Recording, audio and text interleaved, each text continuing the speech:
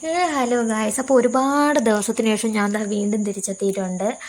അപ്പോൾ ഇന്നൊരു day in my ലൈഫാണ്. കറക്റ്റ് ഒരു 6 മണിയായപ്പോൾ തന്നെ ആശാൻ എഴുതിച്ചിട്ടുണ്ട്. പിന്നെ ആശാനൊട്ടും ഉറങ്ങിയതില്ല, എന്നോട്ടും ഉറങ്ങാൻ സമ്മതിച്ചതുമില്ല.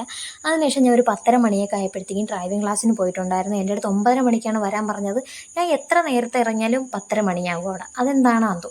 പിന്നെ ഞാൻ പോയിട്ട് വന്ന് പുട്ടും മുട്ടക്കറിയും ചായയും കുടിച്ചിട്ടുണ്ടായിരുന്നു. അതിനുശേഷം ഞാനും ചേട്ടനും കൂടെ ഒന്ന് ഷോപ്പിങ്ങിന് പോയി.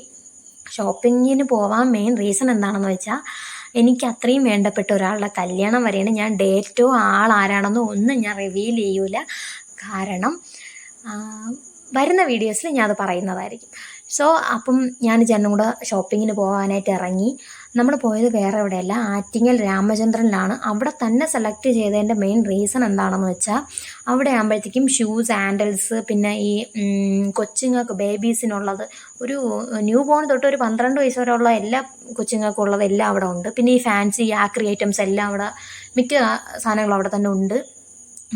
അതുപോലെ തന്നെ പിന്നെ ഈ ഡ്രസ്സിൻ്റെ കാര്യം നോക്കുകയാണെങ്കിൽ റെഡി ടു വെയർ ഉണ്ട്, മെറ്റീരിയലുണ്ട്, ഫാബ്രിക് എല്ലാം എല്ലാം അവിടെ ഉണ്ട്. പിന്നെ ഈ ഡ്രസ്സിൽ വയ്ക്കുന്ന ഈ സ്വീക്വൻസ്, സ്റ്റോൺസ്, ഈ ലേസ് കഴിക്കുന്ന ലേസ് അല്ല, ഈ ഡ്രസ്സിലൊക്കെ വയ്ക്കുന്ന ലേസ്, അങ്ങനത്തെ കുറച്ച് കാര്യങ്ങളല്ല, അങ്ങനത്തെ എല്ലാ കാര്യങ്ങളും അവിടെ ഉണ്ട്. നല്ല കളക്ഷനുണ്ട്. ഇങ്ങനെ ഈ സീക്വൻസ് കാര്യങ്ങൾക്ക് അവിടെ ഒരു സെക്ഷനുണ്ട്, അതിന് വേണ്ടിയിട്ട് തന്നെ ഒരു സെക്ഷനുണ്ട്.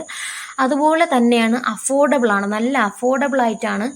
എനിക്ക് പേഴ്സണലി എനിക്ക് അങ്ങനെയാണ് തോന്നിയിട്ടുള്ളത്. നല്ല അഫോർഡബിളായിട്ട് തോന്നിയിട്ടുണ്ട്.